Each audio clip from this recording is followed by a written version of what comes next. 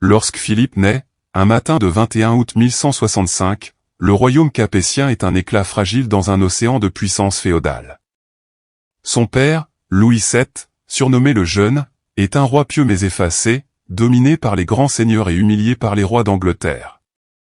À ses yeux, Philippe n'est pas seulement un héritier, il est un miracle. Né après des années de mariage sans enfant, on le surnomme vite Dieudonné. Le royaume de France, à cette époque, est une coquille vide, Paris est une ville modeste, le pouvoir royal s'arrête souvent à une centaine de kilomètres du palais. Pendant ce temps, l'empire des Plantagenets au roi d'Angleterre contrôle plus de la moitié de la France, de la Normandie à l'Aquitaine. Henri II et ses fils, Richard et Jean, sont des fauves territoriaux, Louis VII, à côté, ressemble à un moine couronné. Philippe grandit à la cour de son père, dans l'ombre du clergé, entouré d'abbés, de juristes, et de moines savants. Il écoute, il observe, il apprend. Il n'a pas la stature héroïque des rois guerriers, mais ses yeux sont acérés, son esprit vif, et son instinct politique redoutable. Il comprend très vite que pour survivre dans ce monde de serments brisés et de lames rapides, il lui faudra manier le verbe comme l'épée. En 1179, Louis VII tombe malade. Il est vieilli avant l'âge, usé par la croisade, par l'échec de ses mariages, et par l'humiliation politique. Philippe n'a que 14 ans lorsqu'il est sacré roi à Reims, de son vivant une première depuis Hugues Capet. L'Église bénit son front, le peuple acclame le jeune monarque, et les vassaux prêtent serment. Mais les vieux seigneurs ricanent. Ce gamin ne tiendra pas face à Richard Cœur de Lion. Il se trompe. Car dès la première année de son règne effectif, Philippe montre qu'il n'a rien d'un pantin. Il sécurise son domaine, affermit son autorité, réforme son entourage. Il écarte les barons corrompus, fait appel à des clercs instruits, pose les premiers jalons de ce qui deviendra un État centralisé. À 15 ans, il est déjà un stratège froid, calculateur, et terriblement ambitieux. Il ne rêve pas d'être aimé, mais obéit. Et quelque part, à l'ouest, un jeune lion se prépare aussi, Richard, fils du terrible Henri II. Le choc est inévitable. 2 générations. 2 styles. 2 mondes. L'un bâtira une légende à la croisade. L'autre bâtira une nation. Le 1er novembre 1179, la nef de la cathédrale de Reims résonne des voix liturgiques et des chœurs sacrés. L'encens s'élève en volutes d'argent, et la lumière du matin traverse les vitraux flamboyants, baignant le jeune prince dans un éclat doré. Philippe, 14 ans à peine, avance solennellement vers l'autel. Son père, Louis VII, amaigri, presque spectral, l'observe avec fierté et inquiétude mêlées. Il sait que le monde dans lequel Philippe entre aujourd'hui est impitoyable. Lorsque l'archevêque pose la couronne sur la tête juvénile du roi, les barons s'agenouillent, certains avec réticence. Car ce sacre, inédit du vivant du père, n'est pas seulement un acte religieux, c'est un avertissement politique. La dynastie capétienne, jusque-là faible et contestée, entend désormais affirmer sa pérennité.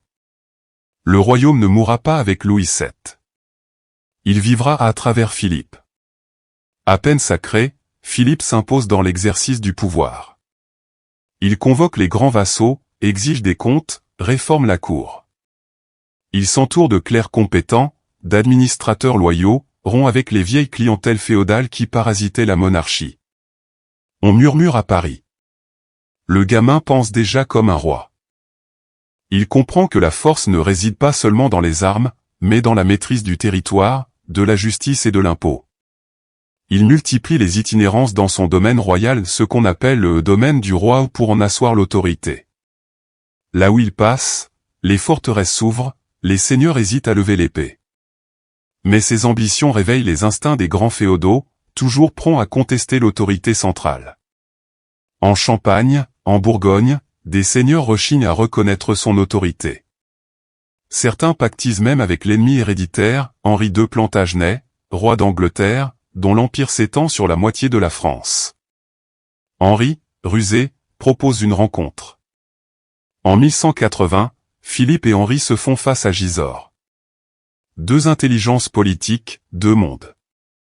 Le vieux roi d'Angleterre méprise d'abord ce petit roi de Paris, mais il comprend vite que ce jeune homme est un tacticien froid, ambitieux, et dangereux. Philippe ne cherche pas la paix. Il prépare la revanche. Lorsque Louis VII meurt peu après, Philippe devient seul maître du trône. Il n'a pas encore 15 ans. Mais déjà, il est redouté. Il incarne une nouvelle ère capétienne, moins soumise à la féodalité, plus centralisatrice, plus déterminée. Le royaume de France, longtemps humilié, a trouvé un roi qui ne baisse pas les yeux. L'enfant sacré de Reims est devenu le jeune lion du trône. Le jeune roi est désormais seul au trône. Mais l'ombre qui s'étend sur son royaume est immense, celle de la dynastie des Plantagenets. À l'ouest, Henri II, roi d'Angleterre, comte d'Anjou, duc de Normandie et d'Aquitaine, règne sur un empire plus vaste que celui du roi de France. Pire encore, Henri est un stratège retors, un souverain rusé, et surtout, le suzerain de nombreux vassaux français. Dans les premières années de son règne effectif, Philippe comprend que pour survivre et un jour régner véritablement il lui faudra diviser pour vaincre. Il observe les fils d'Henri, et décèle dans leurs ambitions la faille de la maison Plantagenet. Entre Richard, Jean, et leur père, les tensions sont constantes. Philippe, sans scrupule, joue de leur rivalité comme un maître d'échiquier. Il se lie d'amitié ou plutôt de calcul avec Richard Cœur de Lion, le plus redoutable des fils Plantagenet. Tous deux jeunes, fougueux, ambitieux, mais fondamentalement opposés. Richard est un chevalier flamboyant, porté par la gloire, l'honneur et l'épée. Philippe, lui, est un roi politique, froid, méthodique, manipulateur. Ensemble, ils s'allient contre Henri II, jusqu'à provoquer sa chute en 1189. Quand Henri meurt, trahi par son propre fils, il murmure dans son dernier souffle. C'est ce jeune roi de France qui m'a tué. Et il n'a pas tort. Mais à la mort du vieux lion, un autre surgit immédiatement, Richard devient roi d'Angleterre. Et l'alliance se brise aussitôt. Car Richard ne tolère ni l'ombre ni la manipulation. En 1187, un choc traverse toute la chrétienté, Jérusalem est tombée. La ville sainte, gardée depuis les croisades précédentes, a été reprise par Saladin, le sultan d'Égypte et de Syrie. Les églises brûlent, les croix sont renversées, et le tombeau du Christ est désormais entre les mains des infidèles. Le pape appelle à une nouvelle croisade. L'Europe entière retient son souffle. Philippe II, roi de France, se sent obligé de répondre. Non seulement pour la foi, mais aussi pour sa légitimité. Il ne veut pas qu'on dise que les Plantagenets ont combattu là où les Capétiens se sont dérobés. Et puis, il sait que Richard Cœur de Lion, désormais roi d'Angleterre, prendra la croix. Il ne peut pas le laisser seul récolter la gloire. Les deux rois embarquent donc ensemble, mais tout les oppose. Dès le départ, les tensions sont palpables. Philippe est méthodique, réservé, entouré de clercs et de stratèges. Richard est flamboyant, audacieux, impulsif, suivi par des chevaliers exaltés. En 1191, ils arrivent à Acre, une cité portuaire assiégée par les croisés. La ville résiste, mais le siège s'éternise. Les deux rois s'accusent mutuellement de ralentir les opérations. Philippe, affaibli par la maladie, reste dans son camp, analyse, négocie. Richard, lui, harangue les troupes, multiplie les assauts, fait pendre des otages sarrasins. Le serpent d'Acre, comme certains surnomment Saladin, reste insaisissable. Ni la force de Richard, ni les manœuvres de Philippe ne suffisent à briser son génie tactique. Mais bientôt, Philippe prend une décision qui scandalise l'Occident, il quitte la croisade. Officiellement pour des raisons de santé. Officieusement, pour retourner en France et s'emparer des terres de Richard. Car derrière la croix, les vieilles rivalités persistent. L'ennemi de Philippe n'est pas Saladin, mais le roi d'Angleterre. Il rentre à Paris en secret. Là, il lance une série de campagnes contre les possessions anglo-normandes. Il s'empare de forteresses, rallie des seigneurs à sa cause, affaiblit les soutiens de Richard en son absence. Pendant que l'Angleterre chante les exploits du Lion-Art, Philippe recompose la carte de France. Ce retour stratégique est une leçon politique. Le roi de France ne s'embarrasse pas des idéaux romantiques de croisade. Pour lui, la vraie guerre se mène sur le sol français. Et la France, grâce à sa ruse, commence à ressembler à un Royaume-Uni.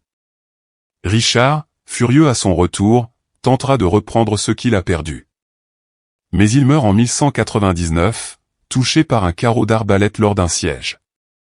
Et son successeur, Jean sans Terre, n'a ni son courage, ni son aura. Philippe a gagné. Sans livrer de grandes batailles, sans porter la main sur Jérusalem, il a vaincu le plus grand chevalier du temps.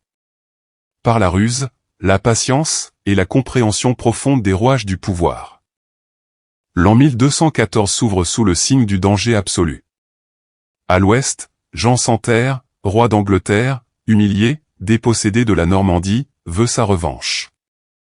À l'est, l'empereur Othon IV, allié de l'Angleterre, prépare ses troupes pour frapper la France. Et au cœur même du royaume, des barons rebelles, mécontents de la montée du pouvoir royal, se rallient à cette coalition des rois contre le roi de France.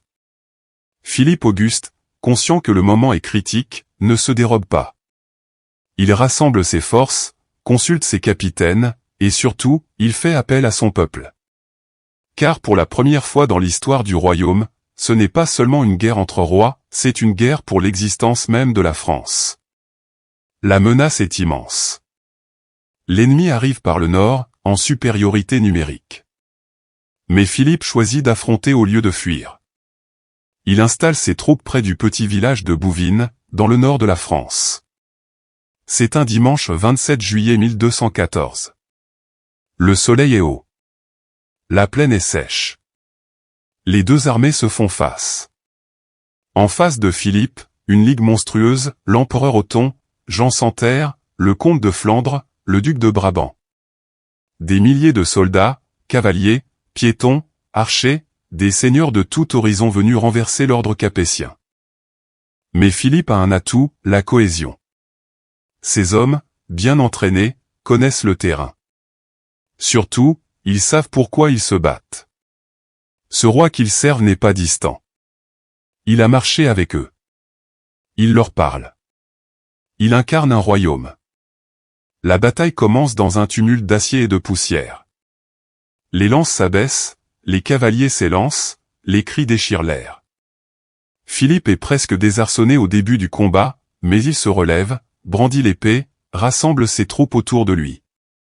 Pendant des heures, le sort de la France vacille. Mais peu à peu, la discipline capétienne prend le dessus. Les troupes d'Othon sont repoussées, l'empereur est jeté à terre, obligé de fuir.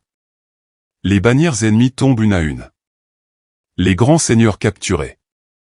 Quand le soir tombe, la victoire est totale.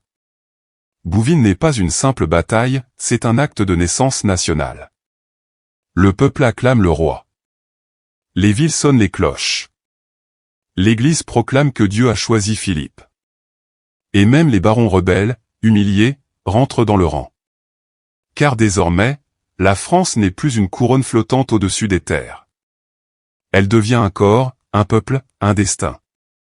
Philippe Auguste, ce roi jadis traité d'enfant fragile, devient l'homme d'État par excellence. Un roi qui a battu les Plantagenets, contenu l'Empire, et uni la France par le glaive et la loi. La poussière de Bouvines s'est déposée, mais son écho résonne encore dans toute l'Europe. Philippe Auguste n'est plus un simple roi féodal parmi d'autres. Il est désormais le maître d'un royaume puissant, structuré, respecté voire craint. La France, grâce à lui, n'est plus une mosaïque de fiefs, elle devient un corps uni, centralisé, administratif. Dès la fin de la guerre, Philippe entreprend l'œuvre la plus durable de son règne, la consolidation du pouvoir royal. Il réforme la fiscalité, rationalise la perception des impôts, multiplie les prévôts, baillis, et sénéchaux, ses agents royaux chargés d'exercer la justice et de collecter les revenus. Il crée un embryon de bureaucratie efficace, appuyé sur des clercs instruits et loyaux, bien loin des anciens barons turbulents. Sa plus grande œuvre ? Paris. Sous Philippe, Paris devient le cœur battant du royaume. Il la dote de murailles de pierre, d'un marché central, d'un palais administratif, de ponts, d'entrepôts. Il lance même la construction d'un hôpital, l'Hôtel-Dieu, et soutient l'université naissante, où brillent déjà les premiers penseurs de la scolastique. L'université de Paris devient un phare intellectuel.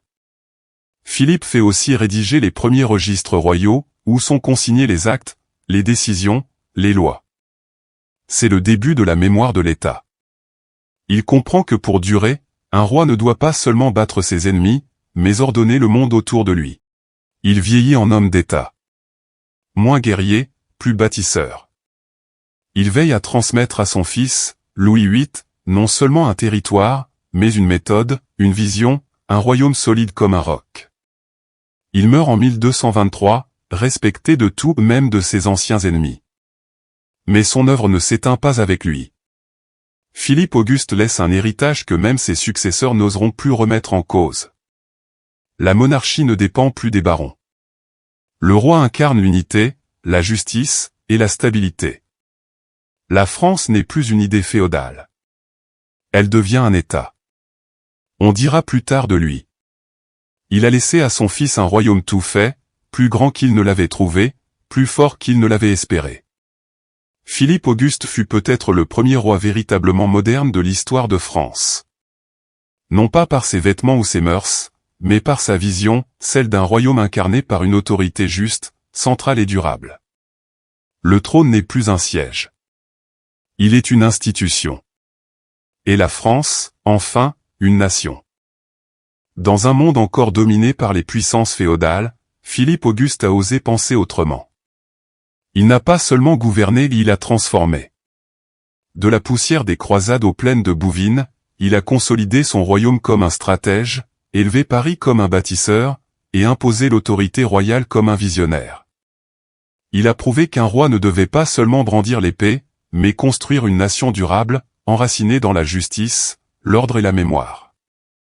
Grâce à lui, le royaume de France devient plus qu'une couronne ou un champ de bataille. Il devient une idée politique. Un projet commun. Un État. Son nom, discret dans la mémoire populaire, est pourtant celui du plus grand roi que la France ait connu avant Saint-Louis. Un homme qui n'a pas seulement régné sur des terres, mais sur le futur.